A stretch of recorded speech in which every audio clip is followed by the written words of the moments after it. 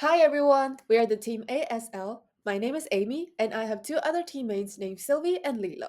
So today we're going to talk about Meixing's group, especially focus on Meixing's cake, how to change from Meixing's cake for a better shop, or let's say for a better brand. So these are the topics that we will be focusing on today. First, I will talk about some background of Meixing's, and then my teammate Lilo will continue to analyze some of the opportunities and threats for Meixing's cake. And after that, my teammate Sylvie will continue to talk about what kind of strategies or solutions that we came up for Meixing, and eventually she will talk about the expected impact. So before we get into what Meixing is facing nowadays, let's talk about Meixing's cake or the Meixing's group first. So as many people may know, Meixing is a brand originated from Hong Kong, and they have provided different services in different fields, including restaurants, fast food chain, Japanese cuisine, bakery, cafe, and so on. But today we will be mainly focusing on Meixing's cake. So usually when it comes to Meixing's cake, people think of their moon cake, or their bread. We will just be focusing on the cake they provided because according to their manager, Sonia Tsai, cake has been the main concern for her, or maybe for the whole marketing team, because for mooncake, it has been known for one of the Meixing's main product and has been their representative for Meixing's cake for many, many years, even until now. It's still the product that they sold the most. So mooncake can be less concerned other than the other two products. And then for bread, there are only little space to innovate, so let's not take bread into consideration this time. And then for cake, compared to the other two products, the sales of cakes impact the revenue more than the other products because of the price of the cake and everything else. So that is why the manager Sonia Tai, or even for us, we think that cake should be the thing that we are concerning about today for this case. So now you may have a little bit idea of the Meixing's group or the Meixing's cakes background. Let's talk about some of the challenges Meixing's group or Meixing's cake have been facing recently. And then some of them have been overcome by them, but some of them are still existing nowadays. And today we will be focusing on the two of the challenges that they're facing. So the first one is how to capture the young generation. Because as people may know, Meixings have been a very old brand that have been established for many, many decades. And that for many people, we might think that Meixing is an old-fashioned brand.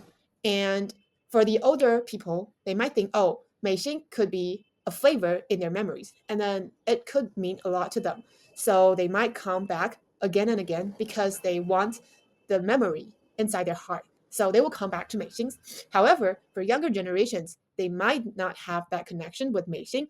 So instead of choosing Meixing, they could have choose other brands, especially those newly opened shops in similar fields. They have more selections. They do not have to mainly focus on Meixing, this brand, because they do not have that connection with Meixing. So why not choose the other brands if they're doing like the similar things? And another thing is how to capitalize the social value of cakes.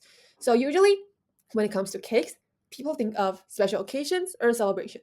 However, we think that cake should not be something that is limited to special occasions or special events.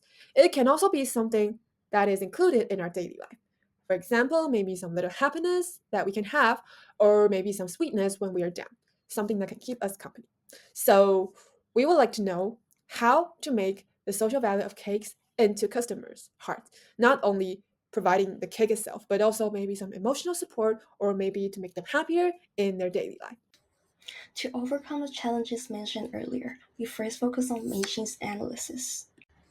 Let's look at Meishin's current weakness. First, the brand image is perceived as old-fashioned. Many people associate it with cakes for elders rather than something cool or modern. Second, cakes are seen as holiday-only items. Consumers tend to buy them only for birthday or festivals, so should be premiums. And during long holidays, they might even travel abroad and celebrate elsewhere, reducing local sales.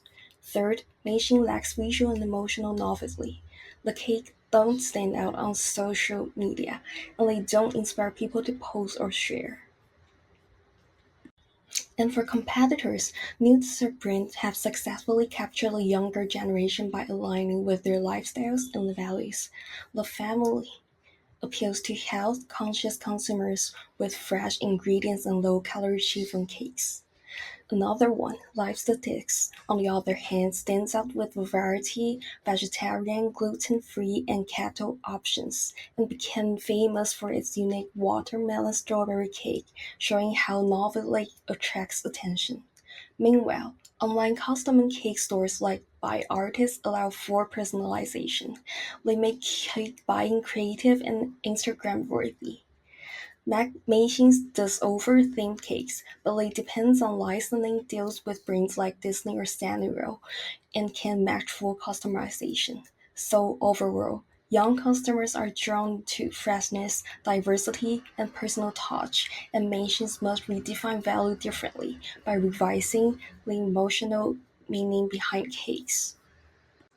Now, despite these weaknesses, Machines actually has a solid foundation for transformation. First, it has a strong innovation capacity. New products can be launched every 3 days. This shows Machines is not lacking creativity, but rather need the right direction to channel it. Second, its extensive retail networks gives it unmatched accessibility. As Hong Kong's largest cake brand, Machines stores are everywhere, making it easy for office workers to grab a slice on ordinary days, not just on birthdays. Third, Machines have proven collaboration power. The successful partnership with Faro demonstrates that the brand can co-create with global premium partners, which is something smaller competitors simply can't do. While competitors may look trendy, their limitations are clear: low product renewal rate, limited production scope, few store locations, and weak collaboration potential. That's why Machines, not its competitors, is in the best position to reshape how young people enjoy cakes every day. What makes cakes truly special and different from other desserts or sliced cakes is their emotional value. Cakes carry meaning, celebration, wishes, and shared happiness. That's the emotional space Machines can reclaim. We can turn cakes into everyday emotions through mini cakes, fixed lunch days, and creative collaboration that generate social buzz. But we must be careful. Competitors already emphasize health or refinement. So instead of following that trend, machines should focus on emotional storytelling and social connection. There's still a market gap for desserts that deliver both visual and everyday joy, and machine has a perfect foundation to fill it. Our strategies aim to redefine cake from an occasional indulgence to a symbol of everyday accessible joy for our customers. The first strategy is to establish a fixed post-holiday launch window. By maximizing our strengths, our prolific product innovation, and our leading market share, we can recover the typical sales slowdown during the holidays. We do this by focusing on emotional renaissance, adding blessing card inserts and creative wordplay, and by building a small return to normal ritual for our customers.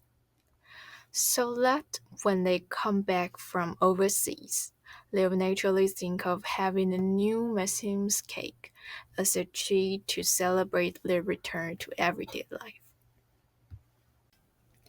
The second strategy focuses on producing miniature and exquisite cakes. Because Maxim's is equipped for large-scale manufacturing, and about 30% of our shops are located in MTR stations, we are perfectly positioned to normalize the purchase of mini cakes. These smaller portions offer guilt-free indulgence and serve as accessible emotional gestures, a way for customers to share small moments of care in their daily routines. Let me give you a quick real-life example. Think of Manager M, who notices her team feeling listless on the first Monday after a 3-day holiday. She remembers that Maxims will launch a new affordable product in individual portions on post-holiday windows.